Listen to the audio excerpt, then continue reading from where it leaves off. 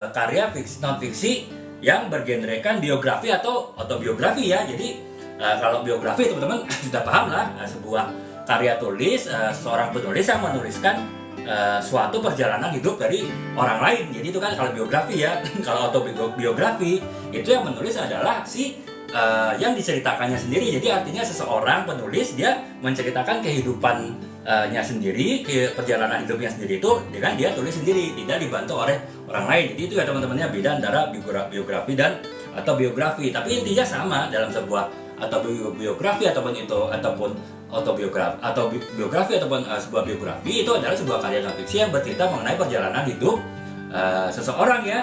Baik itu perjalanan hidupnya, kemudian pencapaian apa saja yang dicapai oleh orang tersebut pada suatu periode kehidupannya, dan ataupun juga pengalaman-pengalaman individual ya yang diceritakan oleh si pelakunya itu untuk ya diambil manfaatnya, diambilkan hikmahnya oleh para pembaca ya. Jadi itu teman-teman, genre yang ketiga dari sebuah karya non fiksi adalah biografi ataupun autobiografi ya. Dan kemudian yang keempat adalah ilmu pengetahuan populer ya teman-teman. Jadi seperti jadi informasi terkait dengan hal-hal ilmiah ataupun penemuan, tapi disampaikan dengan bahasa yang menarik ya, bahasa yang populer ya. Contohnya ini teman-teman ya, di buku Bosku Otoriter ini kan sebetulnya buku leadership ya. Di sini membahas teori-teori kepemimpinan ya, terutama teori-teori otoritarian ya, teori-teori kepemimpinan otoritarian gitu. Kemudian juga dibahas secara sisi psikologis ya, bagaimana seorang anak buah yang punya bos yang otoriter itu bisa menghadapi bosnya tersebut dengan kelakuan bosnya tadi itu ya, tanpa anak buahnya tersebut mungkin terlalu tanda petik makan hati gitu ya, ataupun tidak terlalu banyak hal-hal negatif yang harus dialami ataupun dirasakan oleh anak buahnya. Itu kan juga berarti kan ada unsur psikologis di situ juga ya.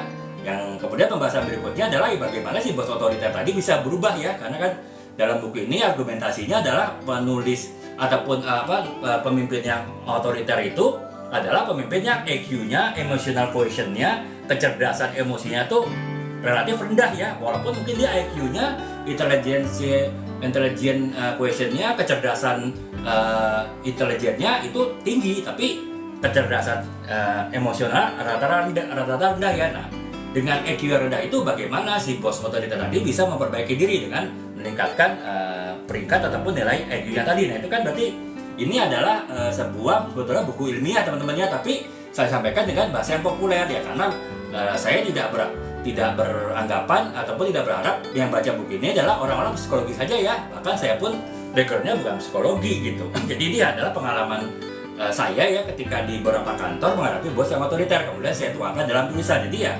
karena ini buku yang ada unsur-unsur psikologinya tapi tidak dibuat hanya untuk seorang yang bergerak di bidang psikologi, tapi oleh masyarakat umum ya, makanya saya menggunakan bahasa yang ini ya, bahasa populer, bahasa yang umum, bahasa yang ringan, walaupun ya tetap ada konsep-konsep ataupun sebuah teori-teori psikologi sedikit yang saya masukkan di dalam pembahasan buku ini. Jadi teman-teman, yang keempat itu ilmu pengetahuan populer ya. Jadi membahas hal-hal bersifat keilmuan, bersifat akademis, tapi tidak ditujukan hanya kepada kepentingan akademis, tapi untuk kepentingan pembaca umum sehingga menggunakan bahasa-bahasa yang populer gitu ya.